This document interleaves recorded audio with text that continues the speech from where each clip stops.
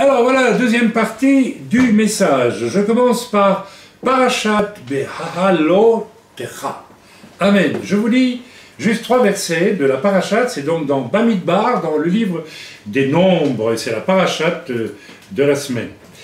Hachem parla à Moshe en disant, parle à Aaron et dis-lui, quand tu feras monter la flamme des lampes vers la face de la menorah, les 7 lampes projetteront la lumière. Aaron fit ainsi vers la face de la menorah. Il fit monter la flamme de ces lampes ainsi que Hachem l'avait ordonné à Moshe. Et telle est la confection de la menorah en or martelé, depuis sa base jusqu'à sa fleur, elle est martelée selon la vision que Hachem avait montrée à Moshe, ainsi fit-il la menorah. Alors, qu'est-ce qu'il est dit dans cette menorah? Qu'il y a 7 lampes et que toutes les lumières sont dirigées vers, il y en a 3 à gauche, 3 à droite, et il y en a une au centre, et les 3 de gauche et les 3 de droite, la flamme se dirige vers le centre. Je vous lis le commentaire. Vers la face de la menorah, comme nous l'avons expliqué dans Exode 25, 37, c'est le rabbin qui a écrit ça, qui fait commentaire, les 3 mèches de droite et les 3 mèches de gauche étaient toutes dirigées, pardonnez-moi, vers le tronc de la menorah. Ok? Et concentrant ainsi leur lumière vers le centre. Cette lumière focalisée vers un point et ne se répandait pas alentour. Ça allait uniquement vers le centre. Et le centre, c'est une personne, bien sûr. C'est Dieu, c'est Yeshua. Donc toute la lumière qui est répandue dans le corps aujourd'hui doit se centrer vers qui? Vers Yeshua. Amen. Et vers aucun homme. Si la menorah avait éclairé l'extérieur, ça veut dire la lumière est pour les hommes et par les hommes. Mais même dans le temple, c'est génial, mes amis, c'est extraordinaire. Je donne de la nourriture à un individu qui surfe sur les racines juives. Il va peut-être le sortir, mais il fait ce qu'il veut. Moi, je sais, quand je vois cela, je m'émerveille, parce que c'est Yeshua qui est au centre. Ok? Alors, ils disent ici dans le commentaire, voilà, cette lumière focalisée vers un point et ne se répandant pas alentour soulignait l'idée que Dieu, source de toute lumière, n'a besoin d'aucune lampe pour éclairer son tabernacle. Intéressant. Intéressant. Le tabernacle de Dieu. Amen. L'intimité avec Dieu. J'ai parlé d'intimité, c'est l'an dernier. Si tu es intime avec Dieu, tu es dans le tabernacle. Tu es avec lui dans le tabernacle. N'est-ce pas, Priscilla? Je sais que toi tu comprends. Marrant. Je comprends. Parce que l'Esprit de Dieu atteste en elle. Et ça se voit. C'est merveilleux. Je crois que c'est la même chose chez les autres. Ok, n'en lis pas plus. On peut dire que les 3 lumières de gauche peuvent représenter les sauvés en Israël. On peut le voir comme ça. Si. Et les 3 de droite, on peut mettre beaucoup de choses là-dedans. Qu'est-ce que tu y mettrais, toi? Ah, tu ne sais pas. Alors, si tu ne sais pas, il ne faut pas faire c'est tout. Tu ne sais pas, tu ne sais pas. Et celle de droite, les 3 représentent les sauvés des nations, Yeshua. Et ceux qui sont sauvés en Yeshua, parmi les... oui, il y a des gens qui ont vu venir le Messie avant qu'il vienne sur terre, bien sûr. Ok, c'est vers eux que Yeshua est allé prêcher dans les lieux inférieurs. Ils attendaient ça depuis toujours. Amen. Et puis, mais toutes ces flammes-là, toutes les lumières, elles vont vers Jésus, vers Yeshua. Vers celui qui a vécu une capillarité profonde avec chacun de ses disciples. Qui veut vivre une capillarité profonde avec vous, à condition que vous vouliez bien être un cheveu. Et pas un cheveu dans la soupe. Un cheveu qui vit. Vous me suivez? Et attention aussi, Dieu dit, aucun de vos cheveux ne tombe sans que je le sache.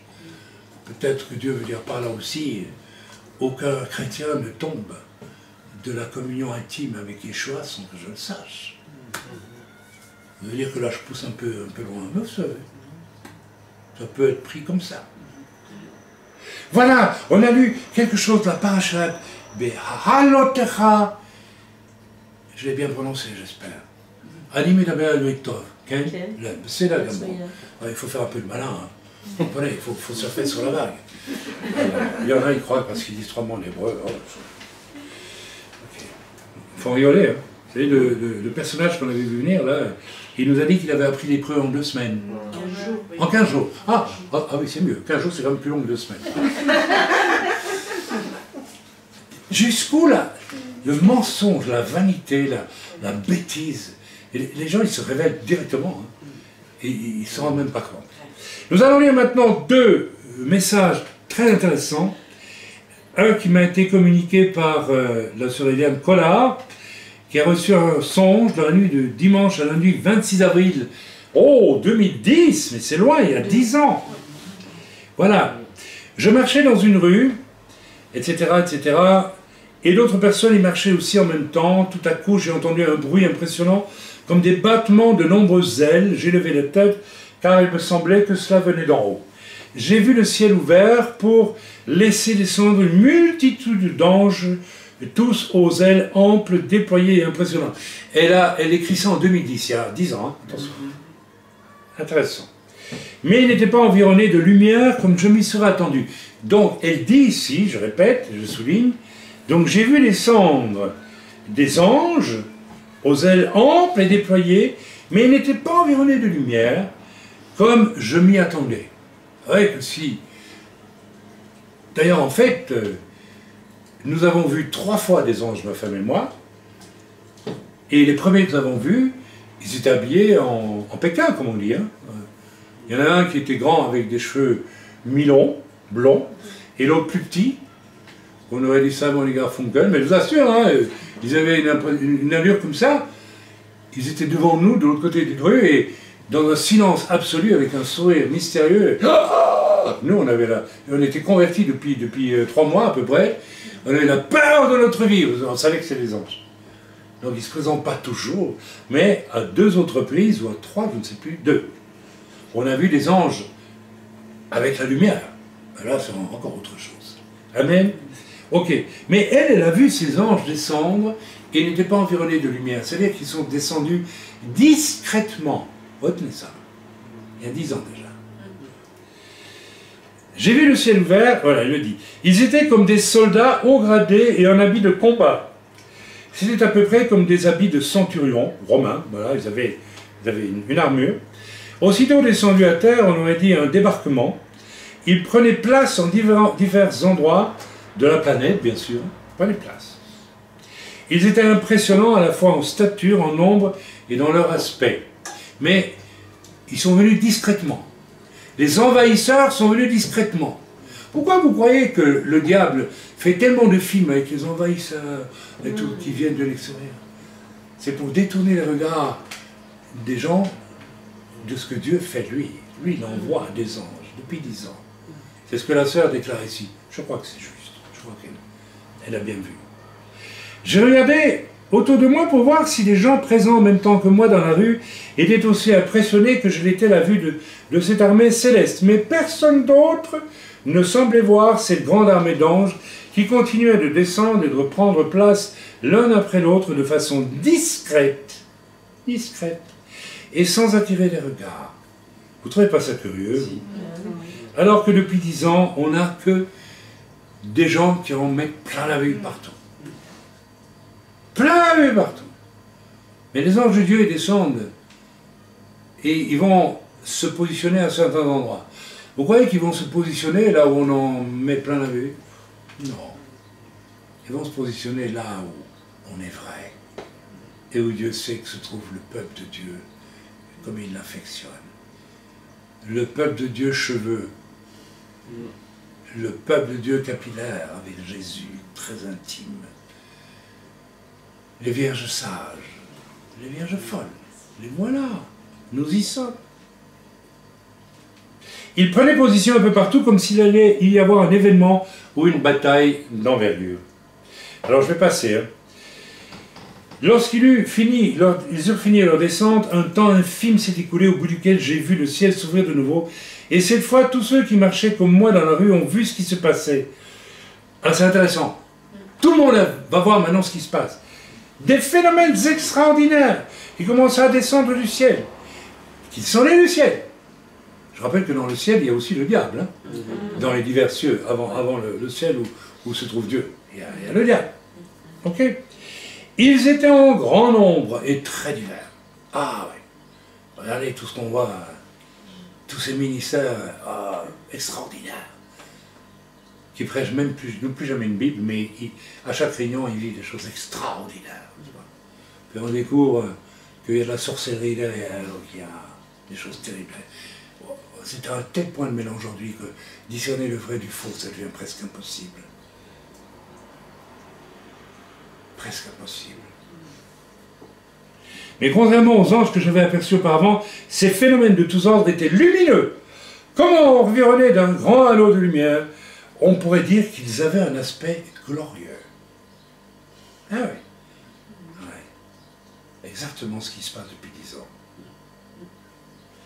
Il y avait de nombreuses apparitions en rapport avec des cultes que pour la plupart la parole de Dieu réprouve.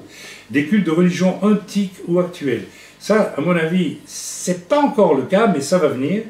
Il y avait des apparitions de saints vénérés dans des religions, de nombreuses apparitions de Marie, et même des icônes religieuses qui tout à coup prenaient vie. Vous vous rendez compte?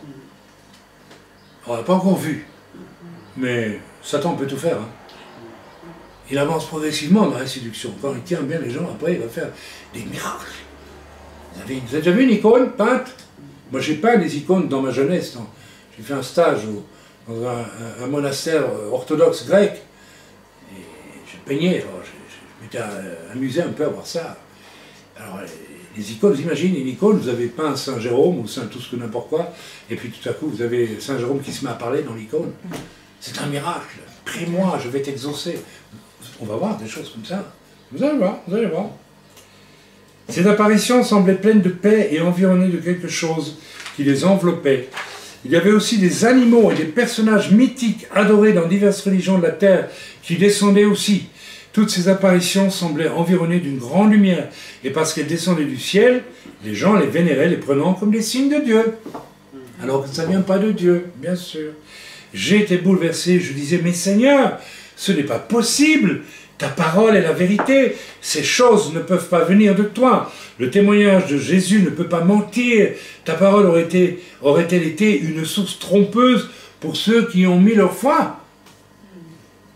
Parce que tous ces faux signes ont une telle force de séduction. Et encore une fois, on ne vérifie pas la source. C'est comme les sites aujourd'hui, hein. On va sur les sites, mais on ne vérifie pas la source. Who is the man beside the site? Où est la personne? Où est la femme? Où est la personne qui est derrière ça? Tu l'as rencontré? Tu l'as évalué? Est-ce qu'elle transporte la lumière, la personne? Ou les ténèbres? Ou une fausse lumière?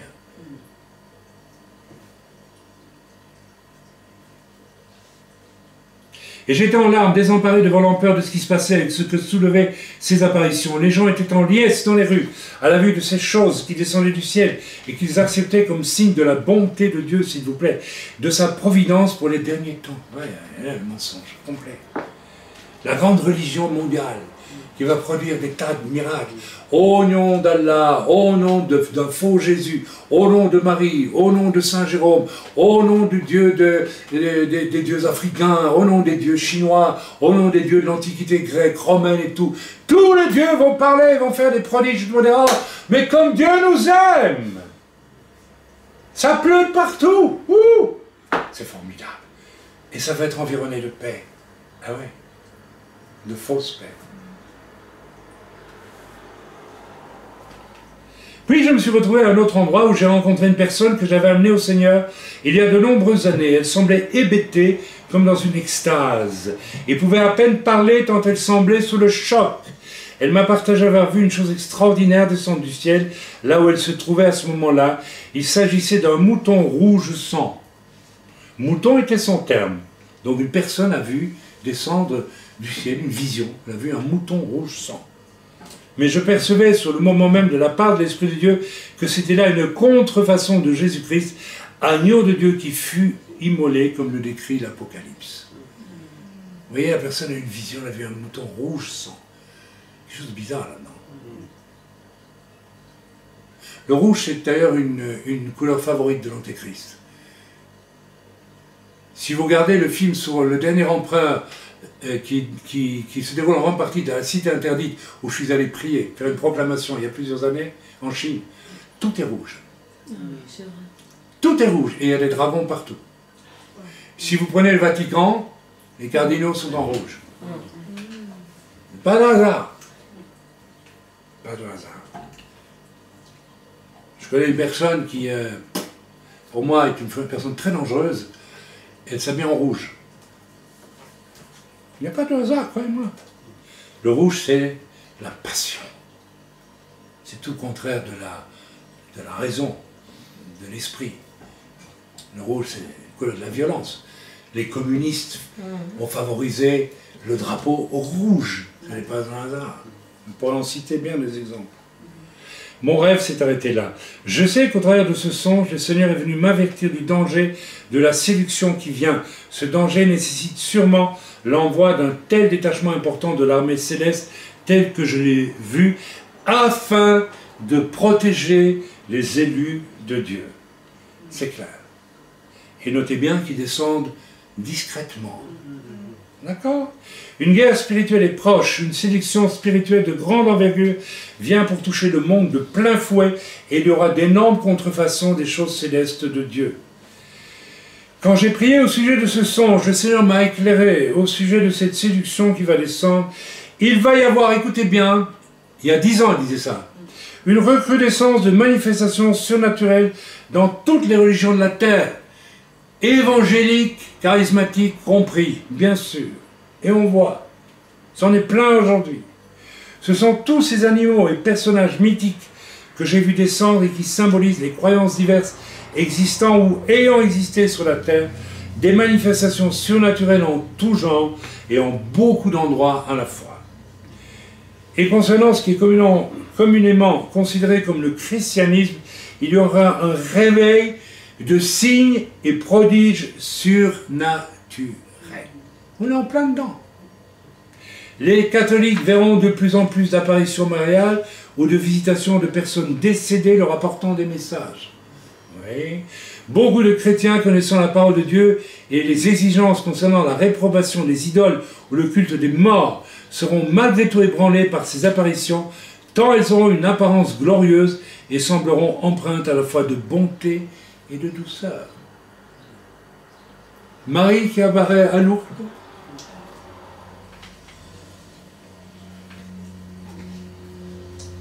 Je suis entré un jour en Belgique dans une maison catholique où les gens avaient entendu parler de moi parce qu'il y avait des guérisons et des miracles.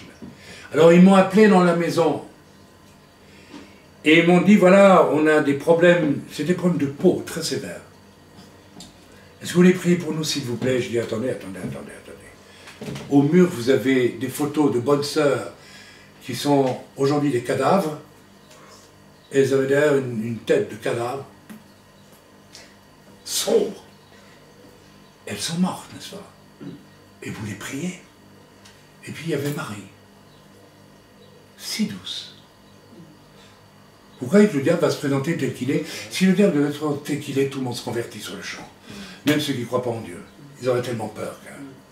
Donc le diable se présente toujours de manière séduisante, bien sûr. Même quand il veut vous faire pécher, même vous faire faire des grosses saloperies, vous faire regarder un film porno. Après, vous êtes dégoûté, n'est-ce pas? Mais au départ, elle vous présente... c'est Dieu qui a créé la femme. Elle est belle. N'est-ce pas? C'est pas grave si tu regardes un peu, quand même. Tu ne vas pas en mourir. Si, tu vas en mourir. Le Seigneur m'a fait comprendre que c'est ainsi que plusieurs ignorent que les puissances de ténèbres sont encore dans les lieux célestes. Voilà. Ainsi que le séjour des morts. Mais ces choses, même si elles descendent du ciel, ne sont pas pour autant d'origine divine, mais d'origine démoniaque, amenant une grande idolâtrie, même au milieu de nombre de ceux qui auront professé connaître et servir Jésus-Christ. Je vous en supplie. Même nous qui professons servir Jésus-Christ, nous pouvons être séduits. Normalement, non, on ne peut pas être séduit. Mais certains ont été séduits. Alors je peux dire maintenant, mon nouveau livre, pour lequel j'ai tant souffert quant à l'écrire, il va sortir là, il est prêt. Il s'intitule « Vous avez dit prophète ». Je m'entends vous dire le combat qu'on a eu pour écrire ce livre est terrible. Là-bas, il est prêt, il sort là. On vous l'a caché jusqu'à présent parce que c'est un tel combat. Mais mes amis, la séduction est évidente. Elle est évidente. Quand vous avez, n'est-ce pas, des gens comme Benigni, qui ont prophétisé des choses fausses. La mort de Fidel Castro dans les souffrances horribles, telle année, Dieu va juger tous les homosexuels aux États-Unis. Bien sûr, l'année passée, il n'y a pas eu de jugement des homosexuels. Et plein d'autres fausses prophéties, avérées. Et les gens continuent quand même à écouter. Vous savez pourquoi? Vous savez pourquoi?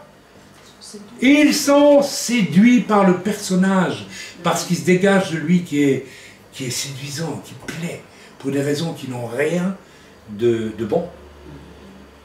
Ils sont séduits. Ils savent qu'il est un faux prophète, mais ils l'excusent, oui, bon, alors que la Bible est claire.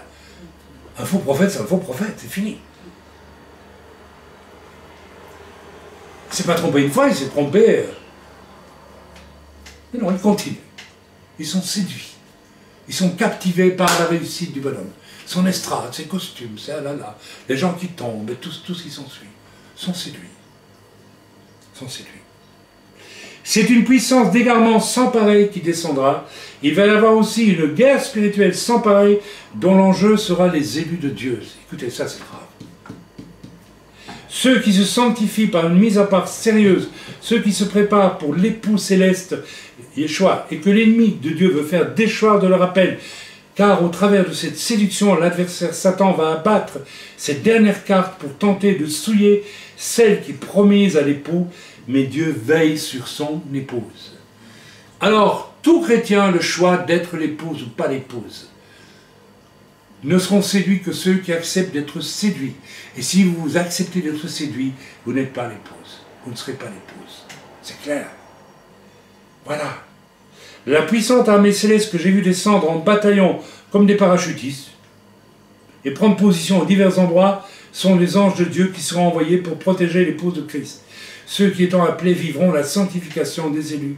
Mais plusieurs de ceux qui ne se sanctifient pas et ne veillent pas sur leur voie seront séduits. C'est pourquoi l'Esprit demande avec insistance que ceux qui se sanctifient encore davantage, appellent à tous dans l'œuvre, afin que leur sens spirituel soit gardé en bon état de fonctionnement, car beaucoup seront séduits. Le contraire d'être séduit, c'est avoir un esprit clair qui permet de voir la séduction. Vous savez, je l'ai déjà témoigné, et j'ai eu plein de monde sur le dos, quand je l'ai témoigné il y a des années et des années. Quand j'ai vu Bénin la première fois, je ne veux pas me vanter ici, je vous dis la vérité et je vous dis ce qu'on devrait vivre normalement. Avec mon épouse, nous étions des chrétiens qui avions 2 ans de vie chrétienne, 3 ans, même pas, 2 ans, pas 2-3 ans. Dès que j'ai vu cet homme monter sur les stades à Francfort dans une rencontre de Reinhard Bonke, Dieu m'a dit, cet homme est faux. J'ai déjà donné mon témoignage à ce niveau-là. J'ai envoyé mon épouse. Dieu m'a dit, envoie ton épouse pour la position des mains. Parce que, il faisait des signes, hein, tout le monde tombait, des tas de trucs. Et il n'a pas prêché, il n'a pas ouvert sa Bible. Rien. Les gens étaient... Il faisait... tout le monde tombait. Ça, c'est formidable. D'accord, et après. Après, tu te relèves, et après, tu retombes, et après, tu te relèves. Et après, qu'est-ce qui s'est passé? Rien. C'est du vent, c'est du spectacle, c'est du faux. Et ça m'a dit, envoie ta femme. Donc elle m'a obéi toujours. Pour un problème de santé. Hein? À la fin du message. Pour un problème de santé. Elle avait un problème de santé, pardon, oui, excuse-moi ma chère. Alors on s'est concerté, je ne t'ai pas envoyé. Mais, je dis, ben vas-y. Mais, je n'avais pas encore vraiment discerné, je sentais quelque chose qui n'allait pas. Alors ma femme est allée, et puis, je l'ai vue, hein, elle s'est approchée de l'estrade, et puis, À un moment donné, elle a fait demi-tour, elle m'a dit non, je ne peux pas y aller. Il y a des choses qui ne me permettent pas. Et c'est à ce moment-là que j'ai dit, je vais commencer à prier en langue. J'ai regardé pas un cet homme-là, béni. Et j'ai prié en langue, j'ai prié en langue. Et à un moment donné, j'ai eu une vision. Dieu me l'a révélé tel qu'il était. Et j'ai vu que l'onction qu'il avait, c'était une ligne de lumière glacée, froide, lunaire autour de lui. Et là, j'ai compris. La lumière qui venait de Reinhard Bonnke, qui était quand même un évangéliste, était la lumière qui venait de Dieu. C'est une lumière... vous savez, quand vous priez, que vous voyez que la lumière rentre dans votre... Vous savez que c'est de Dieu, il y a une lumière chaude. Mais là, la lumière qui était autour de lui, il y avait un cercle tout autour de cet homme, c'était une lumière lunaire, glacée. Le Seigneur m'a dit, regarde, je te montre. On n'a pas été séduits ce jour-là. On peut éviter d'être séduit.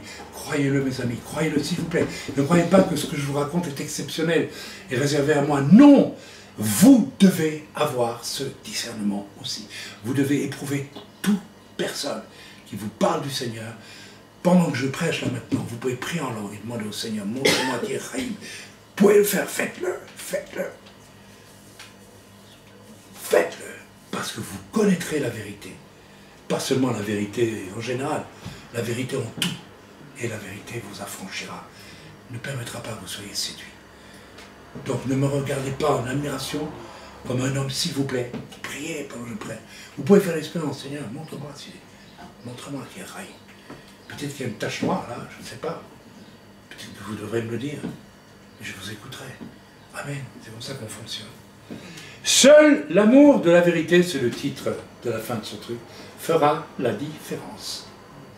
À ce sujet, le Seigneur m'a montré que l'amour de la vérité, ce n'est pas juste chérir la Bible ou prendre des positions fermes pour ce qui est contenu et que nous connaîtrions ou observerions parfaitement sans faire d'écart. Beaucoup connaissent la parole de Dieu sans avoir d'intimité avec Dieu et le Dieu de la parole, d'intimité.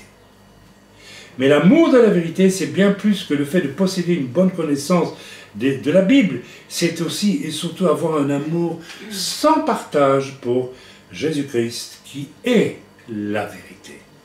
Je suis le chemin, la vérité et la vie. Je suis une Torah pour vous. Pas seulement un chemin. Le chemin, la vérité et la vie. Si vous avez la Torah et vous n'avez pas Yeshua, vous n'avez que la Torah. Vous n'avez pas le chemin, vous n'avez pas la vie. Amen. Je termine. Cet amour permettra d'avoir le cœur, les yeux, les oreilles d'une épouse qui veille en attendant le retour de son époux. Quand on aime passionnément son époux, on n'est pas distrait par un autre et on ne le confond avec personne d'autre parce qu'on le connaît intimement.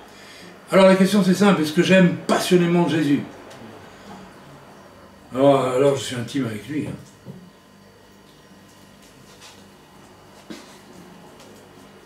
Quand on aime passionnément son époux, on n'est pas distrait par un autre, et on ne le confond avec personne d'autre, parce qu'on le connaît intimement. Pourquoi les gens vont sur toutes sortes de sites, alors qu'il y a Jésus? Ça suffit, non? Ça suffit. C'est parce qu'ils n'aiment pas Jésus passionnément.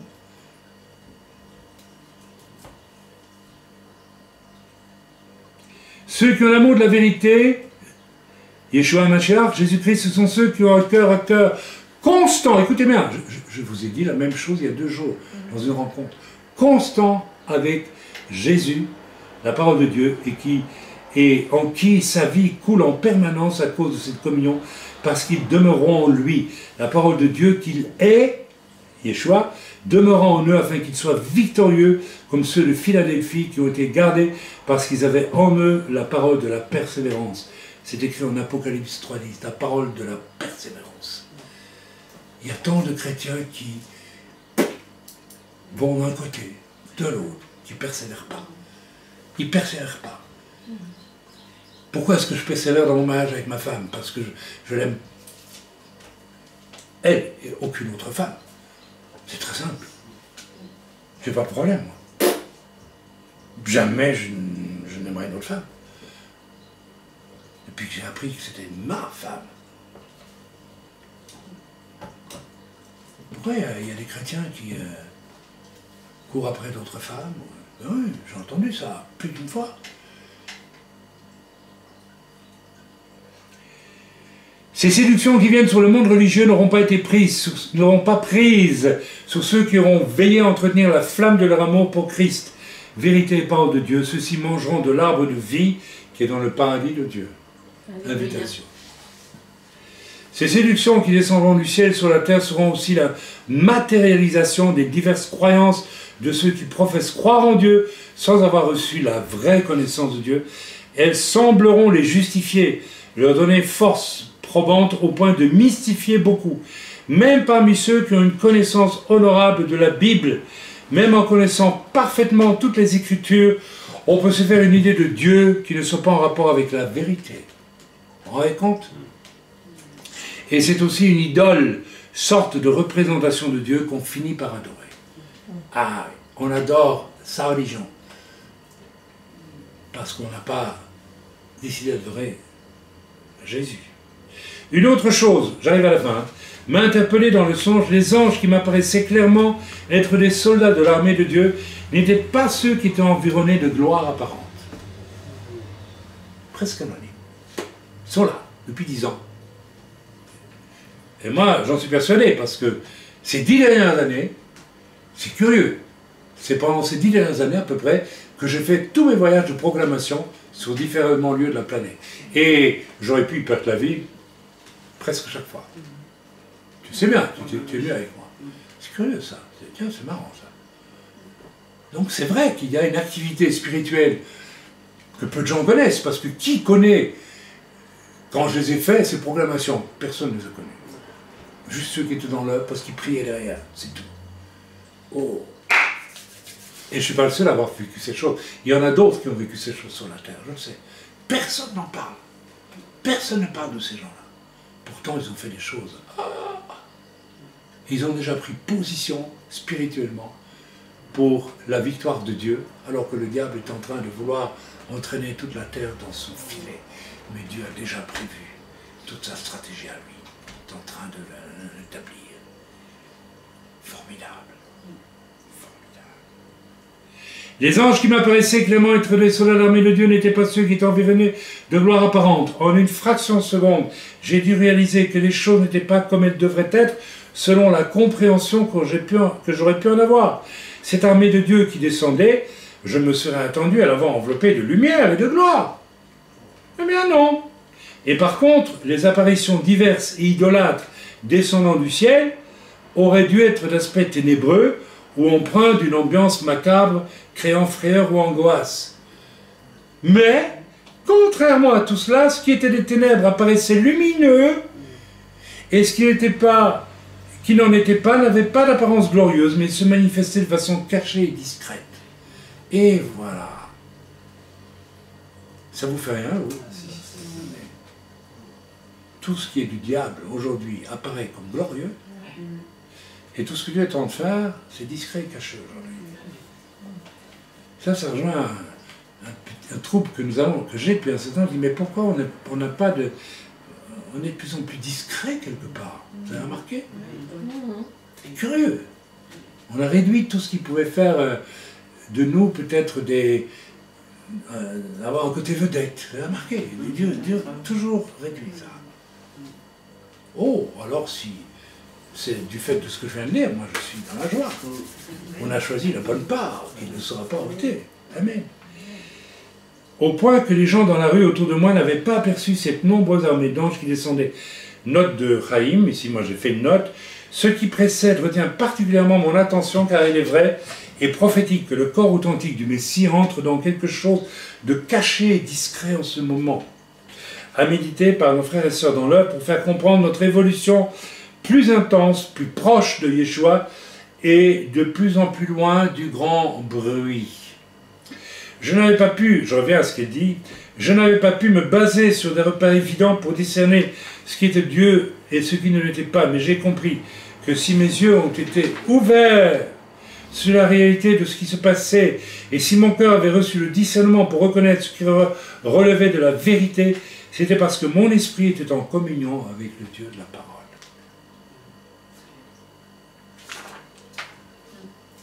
Mais vous avez percevé la même chose ou pas? Oui.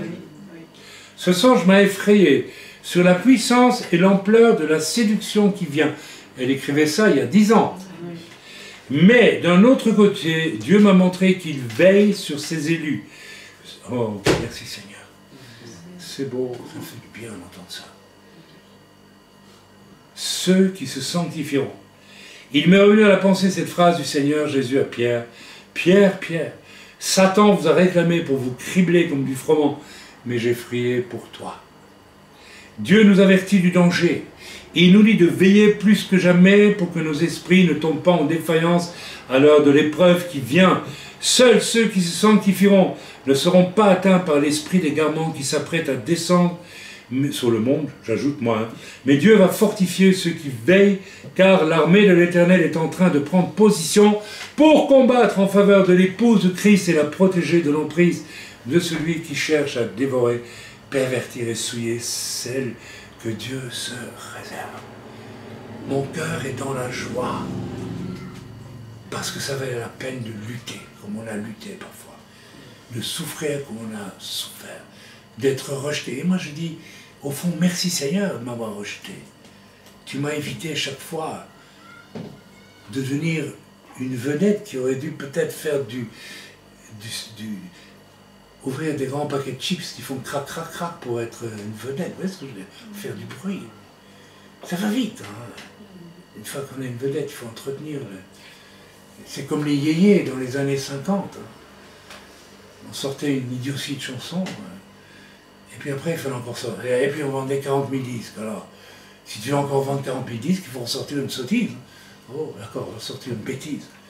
Que ça sonne, n'importe quoi. Pourvu que l'idole, elle a fait une idole. Et les gens sont séduits. Vous croyez vraiment que les gens qui réécoutent ces vedettes yéyés, mais c'est stupide leur chanson. C'est d'une bêtise noire. Pourquoi les gens ont adoré ça? Il y a des gens intelligents qui écoutaient ça. Je connais des gens intelligents dans ma famille qui aimaient Johnny Hallyday. Tu aimes Johnny Hallyday? Mais c'est tout sauf quelqu'un qu'on peut aimer. Enfin, c'est pas possible. Il faut prier pour son salut, d'accord, mais vous savez pourquoi? Ils étaient séduits. La séduction est une puissance du diable, mes amis. Quand je vois en Afrique, comme en Europe, comme aux États-Unis, maintenant c'est tous les jours, c'est à l'appel qu'on sort des grands soi-disant serviteurs qui ont la puissance, qui font des trucs et des machins.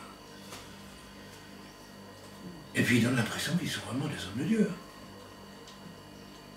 Mais ils débarquent à l'église dans une Mercedes à 25 places, vous voyez ce que je veux dire? Avec un service, avec un mec avec un uniforme à l'entrée pour les saluer. J'ai déjà vu Jésus qui faisait cette histoire. Et puis vous avez une haie de corps de garde avec tous le même uniforme. Peut-être le fripeau, moi je ne pourrais même pas vous offrir un costume comme ça. Hein. Et puis le jet privé. Ah ouais, pour le grand ministère, le jet privé. Et puis les hôtels à 25 000 € la nuit. Ou 50 000 € la nuit. Ah oui, je n'exagère pas. Je ne suis pas jaloux, hein. Pas du tout même. Mais c'est vrai en Afrique, c'est vrai aux États-Unis, c'est vrai en Europe, partout. Je sais pourquoi je parle d'Afrique, parce que ça me fait mal. Ça me fait mal pour les Africains. Je dis franchement pour mon frère ici. Ça me fait pleurer à l'intérieur. J'ai visité l'Afrique tous les ans pendant 20 ans. J'ai été en brousse, là où les gens sont encore en bonne santé, vous savez. Où j'ai vu vraiment des gens qui sont convertis, des vrais chrétiens. Et quand je vois aujourd'hui dans les villes africaines, c'est rempli de sectes. C'est la concurrence de la puissance et on voit très bien que tout ça est faux, vous savez. On voit que c'est faux. C'est pas possible. Il y a trop de... Vous savez pourquoi les gens vont écouter ces gens? Ces gens qui leur tirent tout leur fric en plus. Des millions! Tout leur argent. Parce qu'ils sont séduits. Ils sont hypnotisés. Ils sont hypnotisés. Et au fond d'eux-mêmes, vous savez pourquoi ils donnent tant d'argent? Tant. Est-ce que c'est nécessaire? Un homme de Dieu et 50 millions à la banque. Un jet et tout ça. Sur mon compte épargne de banque, il y a 4 francs 25. Je vous dis la vérité. Hein. C'est tout. Je ne manque de rien, béni soit le Seigneur. Et Dieu a toujours pourvu. Même pour mes vieux jours, Dieu m'avait promis. Il s'en occuperait parce que j'ai jamais été payé en tant que... J'ai jamais voulu être payé en tant que pasteur. Jamais voulu. Parce que Dieu m'a dit non, ne te fais pas payer. Donc j'ai dit un jour au Seigneur, mais avec ma retraite de comédien, là, je ne vais pas avoir grand-chose. Voilà. Hein? Et ça m'a dit, je m'occuperai de toi. Eh bien, il le fait aujourd'hui. C'est vrai, il a pourvu. Il pourvoit à mes moyens. Mais enfin, on est loin de la séduction, là. N'est-ce pas? Voilà. C'était il y a 10 ans et on est en plein dedans. Et ça va continuer et ça va être encore pire. Je vais finir par mais c'est beaucoup plus court. Un deuxième message. Il est où le deuxième? Il est ici.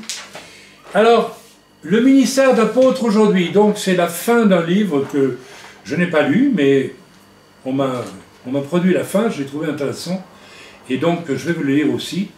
Donc le ministère d'apôtre aujourd'hui. On parle beaucoup d'apôtres. Et de prophètes, etc. Et tout ce qu'on veut. Il y a eu la vague des grands évangélistes. Je ne veux pas critiquer, mais même Billy Graham qui est mort avec une fortune de quoi? 50 millions de dollars. Alors, oui, c'est le grand Billy Graham. Et tous les autres. C'est un pasteur africain qui a la plus grande, ou afro-américain qui a la plus grande fortune au monde. Je crois que c'est, je ne sais pas combien, enfin, ça dépasse même les 100 millions de dollars. Ben, qu'il les donne à la mission. En Afrique, il y a des gars en brousse qui n'ont même pas une bicyclette pour aller prêcher l'évangile d'un village à l'autre. J'en ai connu. Mais ces gars-là, hein, ils ressuscitent un mort. Et tout le village s'aplatit et dit oui, Jésus est le Seigneur. Vous voyez, ça, on n'en parle jamais de ces gens-là. Ils ne sont même pas connus. Pas connus. Ils ne font pas des sites. Hein. Ils n'ont pas l'argent pour faire des sites et puis ils n'ont pas envie de faire des sites. Ils citent la parole de Dieu. C'est autre chose. Il ne manque pas aujourd'hui de ces apôtres, modernes, fiers et ambitieux, qui se désignent eux-mêmes leur vocation. Oh oui, je suis apôtre. Et qui courent partout. Juste une parenthèse, on ne se proclame jamais. C'est le corps de Christ qui vous indique que vous êtes dans telle et telle disposition de ministère. Et une fois que ça vous est dit, c'est tout. Vous le faites, do it, comme on dit en anglais, et puis tu n'as pas à la ramener avec ton titre. Si tu es vraiment apôtre, ça se verra. Si tu es vraiment prophète, ça se verra, tu n'as pas besoin de le dire. Si tu es vraiment évangéliste, ça se verra. Si tu es vraiment pasteur, ça se verra. Si tu es vraiment tout ce que tu veux. Si tu es vraiment horloger, ça va se voir. Hein. Tu vas chez Blancpain, là, ici aussi. Je suis horloger, mon badge, ah oui, je vous embauche. Bon, alors, puis vous êtes à l'atelier. Bon. Et vous voyez un tas d'élastiques, oui, certainement les élastiques qu'on met pour faire foncer les voies dans la montre. Hein, je l'ai fait croire un jour en rigolant à quelqu'un qui l'a cru d'ailleurs. Ben, vous êtes viré tout de suite. Mais vous ne connaissez pas le métier d'horlogerie, vous. Hein, il y a des tas de gens aujourd'hui qui ne connaissent pas le métier. Hein. C'est pas un métier, le ministère. Mais, alors comment ils arrivent à vivre? Parce qu'ils séduisent. Parce qu'ils vont vous servir de la pub bien organisée. Vous en mettre plein la vue. Ah ouais, il est formidable celui-là. Rappelez-vous, quand vous avez rejoint certains, il y a des années, vous alliez partout, vous couriez partout, vous étiez dans une église, là, avec un pasteur douteux, il faut bien le dire, hein, un problème. Et puis vous alliez partout. Et c'est pas du tout pour faire cocorico. Mais quand vous êtes arrivé dans l'heure, au bout de 3 mois, vous avez dit, ah mais non, on ne bouge plus. Hein. On ne bouge plus. C'est pas moi que vous avez trouvé, c'est le Seigneur que vous avez trouvé. C'est le Seigneur que vous avez trouvé. Vous avez vu qu'il n'y a pas besoin de courir partout. Il ne manque pas aujourd'hui de ces apôtres modernes, fiers et ambitieux, qui se désignent eux-mêmes leur vocation et qui courent partout dans le corps de Christ. Ah oui, ils sont partout. Maintenant, vous mesurez la valeur d'un ministère au nombre de voyages qu'il fait autour de la planète. Plus tu prends l'avion, plus tu as un grand ministère. C'est ça le critère. Hein. Mais c'est tout faux, ça. C'est tout faux. Pour proclamer des décrets autoritaires. Attention, parce qu'ils ont une grande autorité, donc c'est moi l'apôtre international, je parcours partout. Alors vous m'écoutez et vous ne me contestez pas. Hein. C'est moi qui décide. Vous savez, à Jérusalem, j'ai assisté à la montée en puissance de certains ministères qui se sont réunis parce qu'ils sont les plus importants, hein, etc., en nombre, etc. Eh ben, c'est nous, les apôtres à Jérusalem, et c'est nous qui décidons de ce qui est juste ou pas juste au point de vue doctrinal. Et les autres n'ont plus rien à dire. Voilà. Bon, voilà, pourquoi pas, allons-y. Peut-être que je vais rejoindre la bande, vous savez, moi aussi, hein. J'ai des grandes révélations, hein, donc je dois rentrer dans l'équipe. Hein. Vous avez, j'ai entendu aussi des apôtres qui montent au ciel tous les week-ends pour aller chercher les ordres auprès du Seigneur. Ah ouais, j'ai entendu ça. Il y en a d'autres. Hein. C'est une femme, Cindy Jacob, qui, quand il y a eu le sida, elle est montée au ciel. Elle a reçu une onction spéciale pour que tous les gens qui avaient le corona soient guéris. Le corona, pas le sida. Et manque de peau, quand elle est redescendue, il y avait plus de corona encore que quand elle est montée soi-disant au ciel. Mais Et on continue à les écouter. On continue à les suivre. Mais c'est quoi ce truc? Est-ce qu'on a besoin d'aller sans arrêt au ciel pour chercher un truc? Le Seigneur nous a dit, vous serez remplis d'esprit, vous imposerez les mains aux malades. Et voilà, faites-le, c'est tout. Il n'y a pas besoin d'aller au ciel pour avoir une onction spéciale. Ça, c'est des mensonges, tout ça. C'est des séductions. Parce que quand vous annoncez ça aux personnes crédules et faibles, oh, quel ministère! Carnet tout de suite, moi je soutiens. Ouais, ben oui. Par conséquent, un grand nombre de chrétiens ont conclu qu'il n'existait plus d'apôtres aujourd'hui. Un bon nombre de chrétiens ont compris que, écoutez, ça va, on arrête de rigoler. Donc il n'y a plus d'apôtres aujourd'hui. Par réaction. Sachez cependant qu'il n'en est rien. Dieu a élevé en ce siècle d'authentiques travailleurs apostoliques. Alors j'aime bien, de travailleurs apostoliques. De mecs qui bossent. De bosseurs apostoliques. Il ne dit pas ici des apôtres, des travailleurs apostoliques, des travailleurs prophétiques, des travailleurs pastoraux, des travailleurs évangélistes. Pas des évangélistes, ni des prophètes, ni des apôtres, des travailleurs, d'humbles travailleurs, qui mettent les mains dans le cambouis, là où c'est pas facile, là où c'est difficile. Et ça, c'est... Ce sont eux qui ont marché, qui marchent dans l'esprit de Paul. Comme Paul, ces travailleurs ne cherchent pas à se bâtir des empires chrétiens, ni à créer des mouvements, et moi j'ajoute ni des sites pour faire croire qu'ils ont une mission particulière de la part de Dieu. Et ils ne recherchent pas non plus la gloire et la renommée des hommes, selon 1 Corinthiens 1, 13, 3, 7, 21. Voyez, ce matin, ce que je dis de Jésus. Jésus n'a jamais cherché la gloire de Dieu, il a cherché une relation capillaire, très intime, au point de mourir pour ses disciples. Paul lui-même répétait la même chose. Mon souci, c'est pas d'être un grand ministère, c'est que je suis prêt même à être anathème et à être déchu de la grâce pour les frères, mes frères les Hébreux. Ça, c'est un apôtre, un travailleur apostolique. Amen. Rassurez-vous, j'arrive à la fin. À quoi donc ressemble un travailleur apostolique contemporain? Si vous appartenez à une église institutionnelle, là je me régale, moi, oh là là. Dès le début de mon lycée, Dieu m'a dit, pas de dénomination. Ben, j'ai obéi. J'étais sur le bon chemin. Ah bah oui, c'est la vérité, je dis la vérité. Voilà. Si vous appartenez à une église institutionnelle, vous n'en avez probablement jamais vu de travailleur apostolique. Bien sûr, vous avez vu ceux qui revendiquent d'être apôtres, ou du moins vous avez entendu parler d'hommes auxquels on attachait le titre d'apôtre. Mais de tels hommes manquent souvent, à de tels hommes manquent souvent les qualités du véritable travailleur. Ils cherchent la gloire.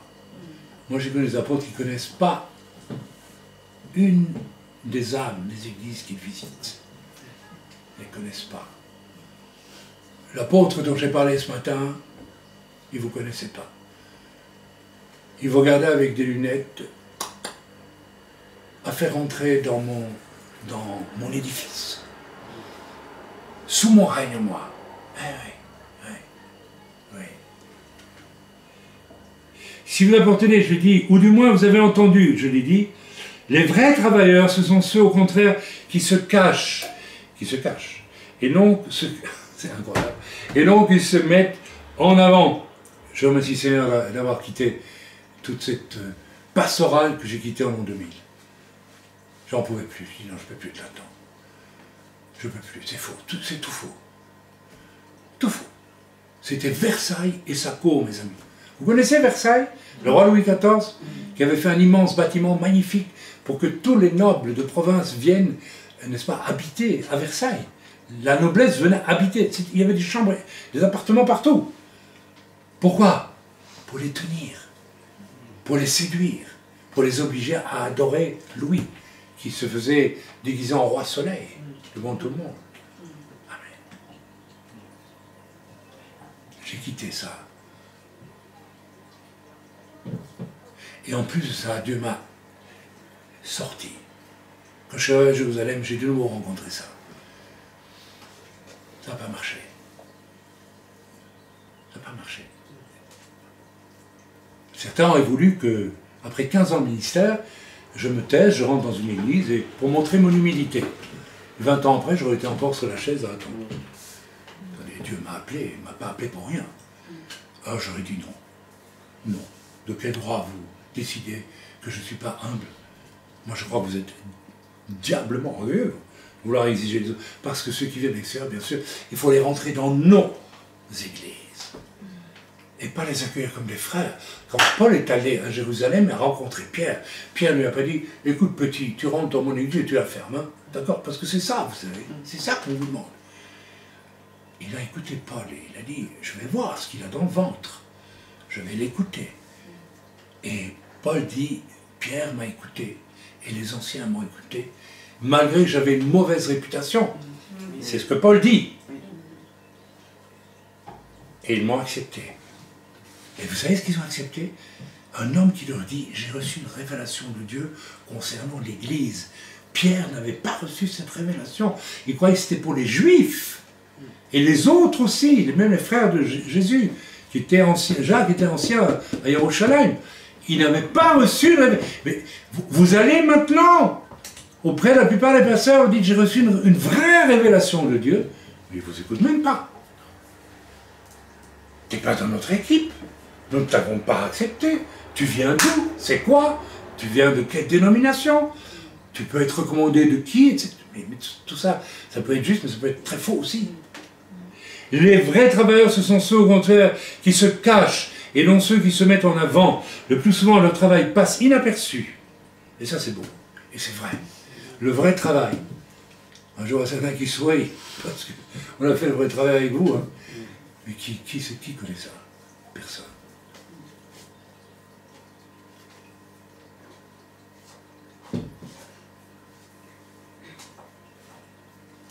Leur service ne se fait pas remarquer. Les vrais travailleurs ne bâtissent pas dénomination, programme, mission, bâtiment, ni organisation para-ecclésiastique. Ils bâtissent exclusivement l'Ecclésia, l'Église de Yeshua HaMashiach. Je répète, les vrais travailleurs apostoliques ne bâtissent pas dénomination, ni programme, ni mission, ni bâtiment, ni organisation para-ecclésiastique. Ils bâtissent exclusivement l'Église de Yeshua HaMashiach, c'est tout. Le fameux apôtre dont je vous ai parlé tantôt qui montait avait une ambition énorme de créer en fait une grande fédération. Et c'est ce qu'il a perdu. Peu de temps avant qu'il ne parte, parce qu'il est parti, il m'a téléphoné.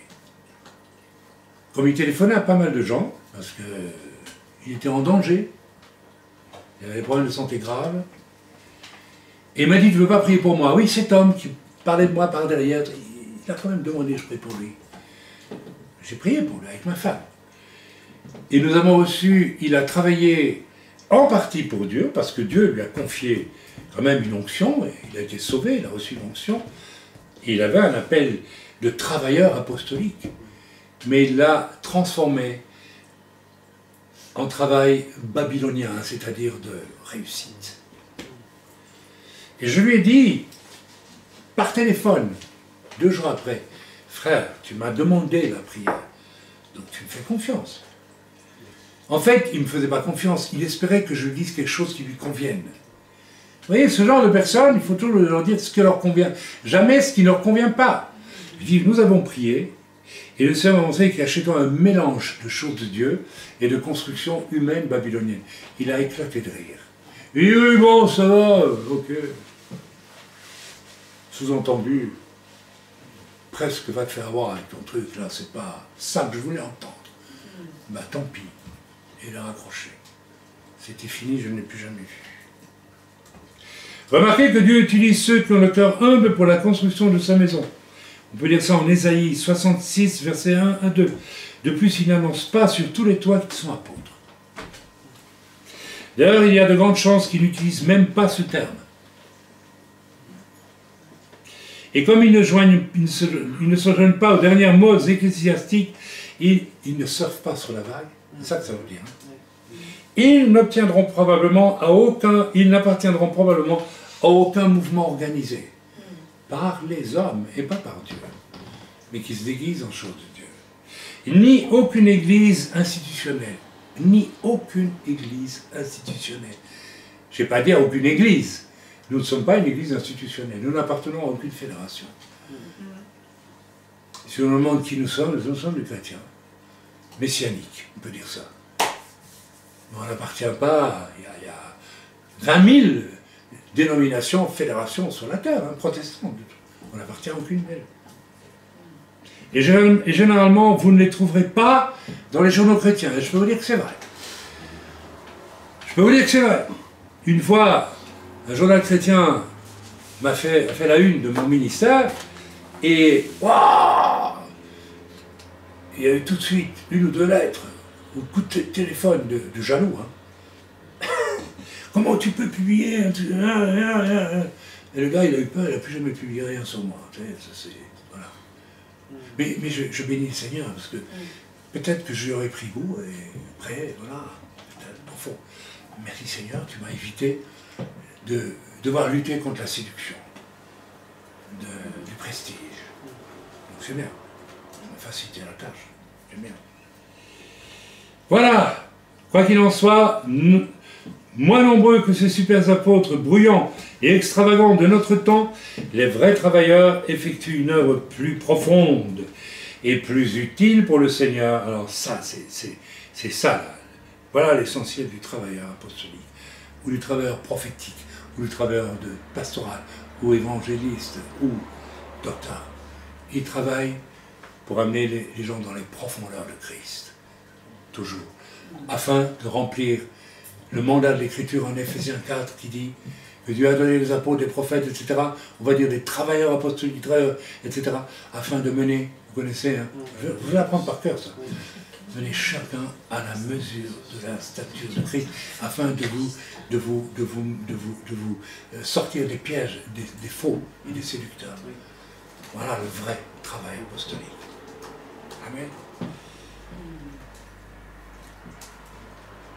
En vue de l'accomplissement de son dessein éternel en Christ, parce qu'il construit son Église à sa façon. Tout ceci pourrait se résumer comme suit. Les chrétiens modernes doivent être conscients de leurs besoins du ministère apostolique, généreux dans leur soutien des travailleurs apostoliques, mais donc généreux dans leur soutien des vrais ministères apostoliques, de manière à ce qu'ils puissent faire leur travail. Et moi, je n'ai pas à me plaindre. Je n'ai pas à me plaindre. Mais méfiant vis-à-vis de ceux qui revendiquent le statut d'apôtre, Élargissez cette méfiance à tous ceux qui se réclament d'être des prophètes. Élargissez cette méfiance à tous ceux qui se réclament d'être pasteurs. Oui, parce qu'on peut se réclamer d'être pasteur et ne pas être un pasteur. J'ai rencontré beaucoup de pasteurs qui n'étaient pas des pasteurs. Qui étaient des clones de dénominations qui prêchaient comme ça parce que la dénomination voulait. Mais n'étaient pas capables de soigner en profondeur les brebis. J'en ai rencontré plein dans mon ministère, itinérant, quand j'ai voyagé en itinérant. La majorité des pasteurs, je restais très souvent, ma femme est témoin, parce qu'il y avait de la puissance, il y avait vraiment quelque chose de Dieu dans les réunions, et alors les gens sentaient qu'ils étaient rejoints dans leurs besoins, donc ils demandaient, le pasteur demandait, tu peux rester un peu pour prier avec les gens? Il m'est arrivé de rester une semaine entière, ou presque nuit et jour. On a vu défiler avec l'accord du pasteur tous les gens qui sont venus et on a pu faire un travail en profondeur. C'est un travail pastoral. Et quand j'ai fini ce travail, au bout d'une semaine, j'ai dit, mais Seigneur, mais qu'est-ce que le pasteur a fait de tout ce travail pendant tant d'années là? Ça m'a dit, mais c'est pas un pasteur. C'est pas un pasteur. Tu peux pas, il ne faut pas lui en vouloir. On lui a donné le titre de pasteur, il a fait une école, et il a un diplôme, il est pasteur, mais il n'est pas pasteur. C'est pas moi qui l'ai appelé, c'est les hommes qui l'ont établi. Voilà, donc, je vous mets en garde aussi, concernant tous ceux qui sont derrière des sites, et dont on ne sait même pas s'ils sont des travailleurs, ni apostoliques, ni prophétiques, ni même des anciens dans une assemblée quelconque. Ce sont des inconnus, des autoproclamés encore plus graves pour la plupart, n'est-ce pas, que les faux apôtres, les faux prophètes d'aujourd'hui. Faux, c'est se proclamer au lieu de bosser, mes amis. C'est là qu'on est faux. Je vous rappelle, et je termine par là, que c'était exactement le désir profond de qui parmi les 12 apôtres? Judas voulait être un mec fameux. Non, mais il va mettre les Romains d'or, là. Il va être le roi d'Israël, Jésus. Alors après, nous, on va être des mecs. Hein. On va sortir les biscottos, là. On sera ministre. Hein. Et comme Jésus ne l'a pas conduit là, il a trahi. Il est temps d'ouvrir les yeux, mes amis, mes frères, mes sœurs. J'en ai dit assez, je crois, sur le sujet. Ouvrons les yeux et prions, prions, priez. Faites l'effort de prier pendant que je vous parle, vous qui me regardez. Priez en langue si vous êtes baptisé du Saint-Esprit. Et demandez à Dieu de vous montrer qui est cet homme qui parle. Faites-le. Faites-le. Faites-le. Ne vous laissez pas conduire par des aveugles qui conduisent d'autres aveugles. Parce qu'on finit toujours dans le fossé dans ce cas-là. Il y a un merveilleux tableau de Bruegel à Bruxelles, un magnifique tableau, en 1500 et quelques, où on voit un aveugle qui marche avec un autre aveugle qui lui donne la main à un autre aveugle, et ils avancent ensemble, et ils sont au bord d'un fossé. Frères et sœurs, prenons garde, prenons garde. Amen. Soyez bénis dans le nom de Yeshua. Amen et Amen. Alors nous allons prier ensemble et moi je vais prier. Père éternel, Beshem Yeshua Mashiach, nous en avons tant dit aujourd'hui, afin que n'importe qui puisse avoir de saints repères, saints essayente et saints essayen, repères. Je te prie vraiment, Seigneur, que tu ne permettes pas que ceux qui te connaissent vraiment et qui sont sur le chemin de la séduction puissent y demeurer, Père. Je te prie vraiment, mon Yeshua, que tu les arraches à toute forme de séduction. Et nous voyons que la séduction n'est pas quelque chose qui vient de manière facile à identifier, sauf si on a un amour de la vérité. Cet amour de la vérité comme nous l'avons lu dans ce livre, la fin de ce livre de ce frère Viola, qui a écrit un livre sur le ministère apostolique, où il déclare que seuls ceux qui sont hors dénomination, hors fédération, hors programme de construction de bâtiments et tout ce qui s'ensuit, mais qui se préoccupent de construire l'ecclésia, l'église, Keila, ecclésia, qui est faite d'hommes et de femmes et de rien d'autre que ça. Alors Père, je te prie vraiment que tu diriges chacun de tes enfants vers des hommes qui construisent de cette façon-là et qui vont s'intéresser à leur âme pour les arracher à l'enfer de la séduction ou à l'enfer qui est au bout de la séduction. Tant qu'il est temps, Père, je te prie pour chacun qui aurait été sensible à ce message. Et Seigneur, que tu puisses le bénir, le conduire vers un véritable travailleur apostolique, vers un véritable pasteur, vers un véritable prophète. Je te prie qu'il puisse discerner les vrais travailleurs prophétiques, les vrais travailleurs apostoliques qui défilent dans son Église. Et si quelqu'un n'est pas un d'entre eux et défile dans leur Église, qu'ils s'abstiennent même de l'écouter, tout simplement, qu'ils bouchent leurs oreilles, qu'ils n'aillent pas à la réunion, qu'ils sortent de la réunion, ils ont le droit. Vous n'êtes pas obligé de rester dans une église lorsque l'on y parle. Si vous n'êtes pas d'accord avec ce qui se dit. Il m'est arrivé en Afrique de quitter une église où je devais prêcher parce que la sono était tellement terrifiante que c'était le Dieu de l'église, c'était leur sono qui avait coûté très cher. Ces chrétiens étaient riches, ça arrive. J'étais au Togo, une église riche, et la sono était leur Dieu, c'était insupportable. Ça dégoulinait de partout. Je suis sorti pendant la louange, j'ai dit, je ne peux pas supporter ça. Et je suis venu, je l'ai écouté. Je suis sorti parce que votre Dieu, ce n'est pas la sono. Je vais vous prêcher un autre Dieu, je vais vous prêcher Jésus-Christ, Yeshua, Mashiach. Et si vous êtes honnête, vous allez vous débarrasser de cette sono parce que c'est une idole pour vous. Une véritable idole.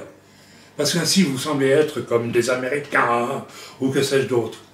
C'est d'une stupidité totale, votre truc. Alors, ils ont écouté la parole de Dieu. Je ne sais pas si après, ils ont revendu cette sono pour en acheter une plus modeste. J'en sais rien, j'espère pour eux. Faites la même chose. Sortez des grosses sonos qu'on essaye de vous imposer. Sortez ça de votre vie. Et commencez à chercher les sonos modestes, humbles, qui vont pouvoir travailler pour vous, qui vont pouvoir vous aider, vous aimer et travailler à votre avantage. Il y en a dans le corps de Christ. Demandez au Seigneur de vous guider vers ces personnes-là. Seigneur, je te prie que tu arraches les mains de personnes qui initient des sites et dont nous ne savons pas qui elles sont, ces personnes. Et certaines sont des criminels déguisés. Je dis bien des criminels déguisés, intelligents, cultivés, capables de faire briller leur site, de tout leur feu, mais qui ne correspondent pas à cette fausse lumière. Merci Seigneur parce que tu as disposé sur la terre depuis 10 ans, je le crois aussi, des anges pour garder tes enfants, ceux qui travaillent vraiment à l'édification du corps de cette église, de cette épouse que tu vas amener vers toi bientôt. Je bénis tous tes enfants qui aiment ce message et qui veulent le vivre dans le nom de Yeshua. Prends pitié des autres, Père, et ramène-les à la raison. Amen.